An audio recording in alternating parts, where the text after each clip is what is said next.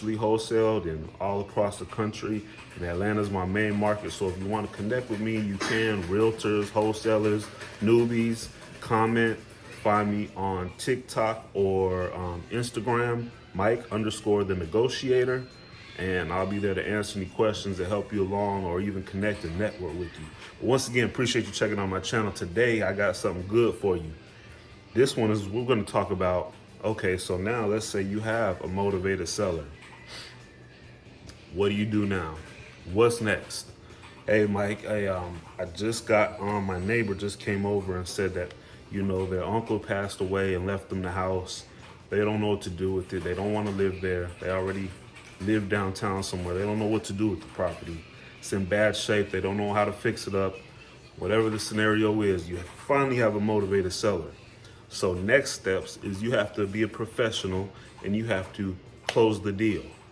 Get the contract, get the cash buyer, have the title company ready, close the deal so you can make your money and be invested into the world of real estate wholesaling.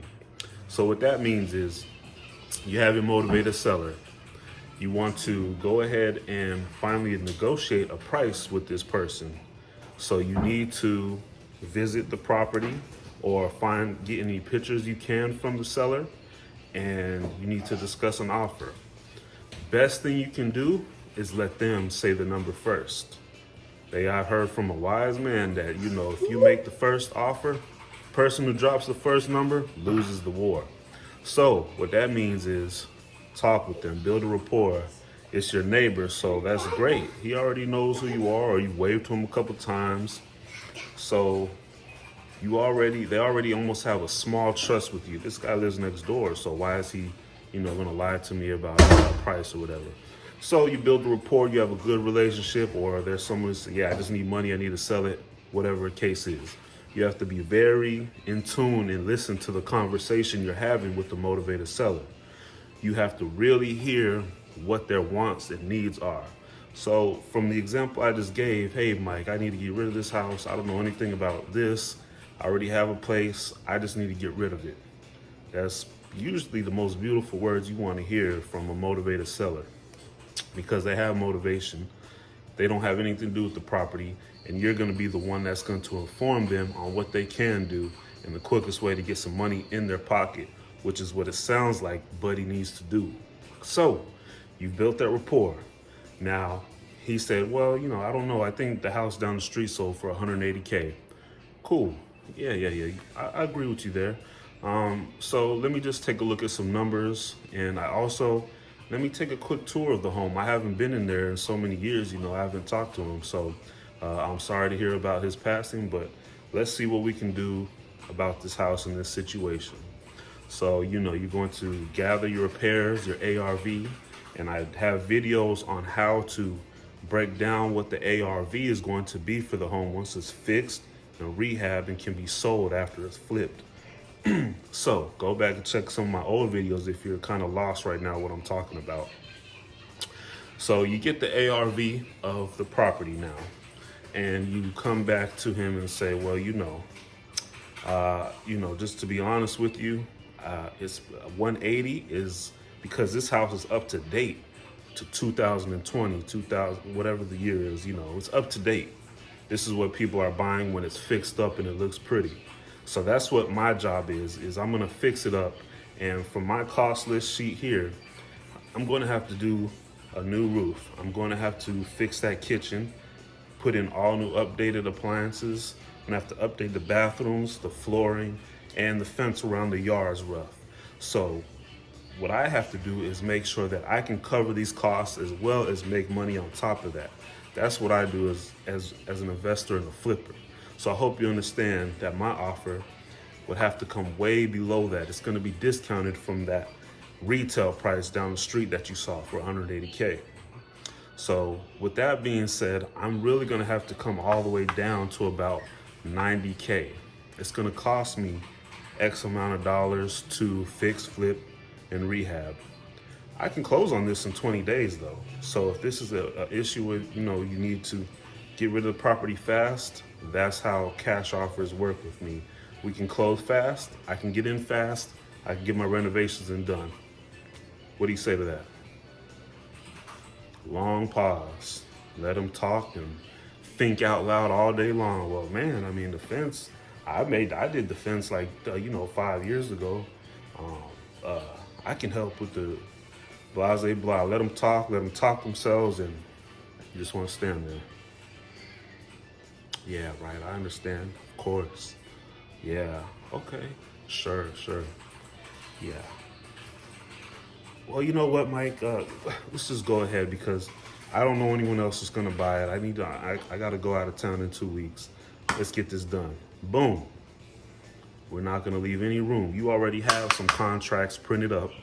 You already have a digital contract with however else to keep your contracts. Oh, well, that's great, sir. You know what? Let me go ahead and have my attorney. I'll write this in. And can I meet back with you in about 30 minutes to an hour? Let's get this signed. Because the next steps, we're going to get this to the title company, put in the closing date that we want to close on. And all you got to do is meet me at the closing table.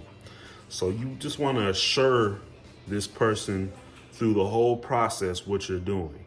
You want to be detailed, and you don't need to lie to get properties under contract. A lot of new wholesalers, even me, used to get real nervous, like, oh, what if I don't say the right thing? What if he thinks this and that? That doesn't really matter. What matters is the number that you told him, which should be a good number that you know you can sell the deal for.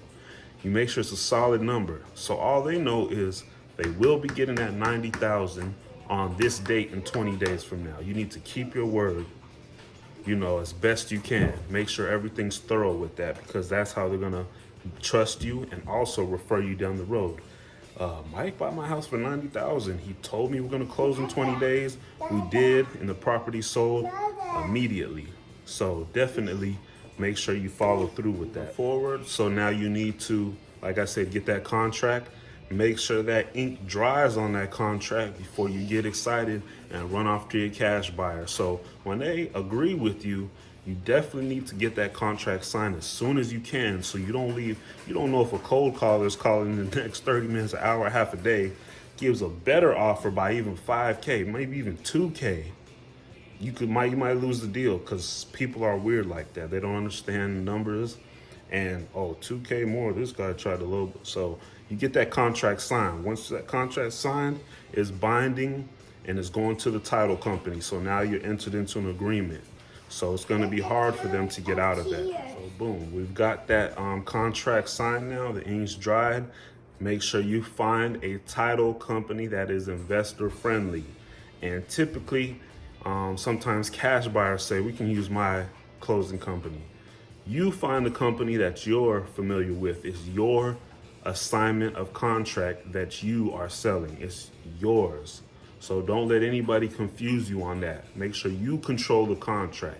Don't let anyone else tell you how to control your contract. And I've had people try to do this. I'm in Atlanta, there are sharks, and I've had bad experiences with that. So I want you to know, just because you feel like you're a newbie wholesaler, that you're not the one that has to bow down or listen to what this person says because he's a cash buyer and has money, or because this is a seller and they have the house. You have that assignment of a contract. You're doing your part, what you agreed to, and you're going to get paid for it. And don't let anyone tell you otherwise. So now you find an investor-friendly title company. You might have to call 3 to 5 title companies in your state or city, and they will go ahead and say, oh yeah, we do back-to-back closings all the time, or we do assignment of contract closings, investor-friendly closings all the time. You want to hear that. You don't want to hear, oh, well, we haven't done that before, but sounds like we can do it. No, make sure they know what you're doing, who you are. And you need to follow up with them when that contract is into title and they do the title work. Hey, are we on set? Are we on go for, September 30th, like we agreed upon? And the title company is going to guide you, and you talk with them. So now you have your property assigned under contract with a motivated seller. You guys chose a closing date. You have your assignable contract into the title company so they can run the title work, have it ready for your cash buyer. So now we're ready for step 3.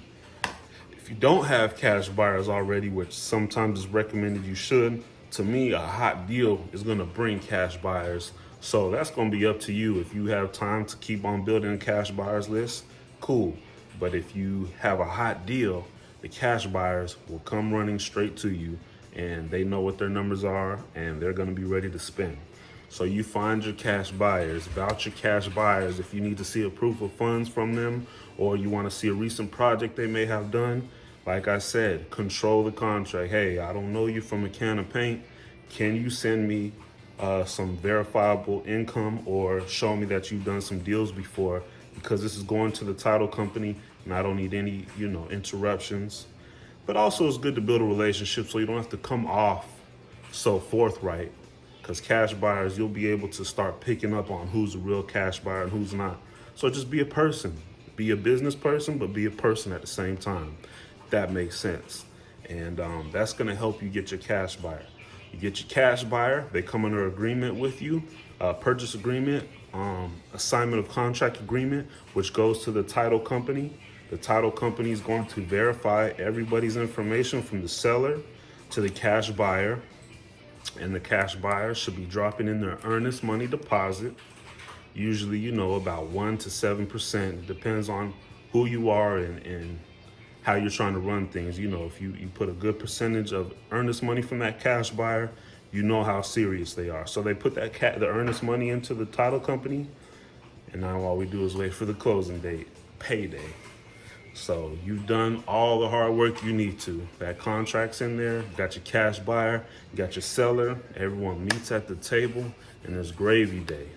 And it's a beautiful feeling when you're sitting at that table or you're going to pick up that check, and to know that you negotiated with this person over here, negotiated with that person, and you've done none of this before, or you're not a realtor, or you're not an agent and no one in your family's ever done real estate before, but guess what? You just closed a deal. And it's a great feeling. So wholesaling changed my life and how I even look at real estate or even look at life, period. Because things are attainable. You just have to put the information into play. So you're watching this video, how can I get started? How do I do this? You've got all the info on my page, on other wholesaling pages. So now it's time for you to put that legwork in, get to that closing table. And that's a wrap, man. Hope this video helped. Like and subscribe. I got some more content coming for you. I'm Mike the Negotiator. It's time to make some money, baby. Let's go.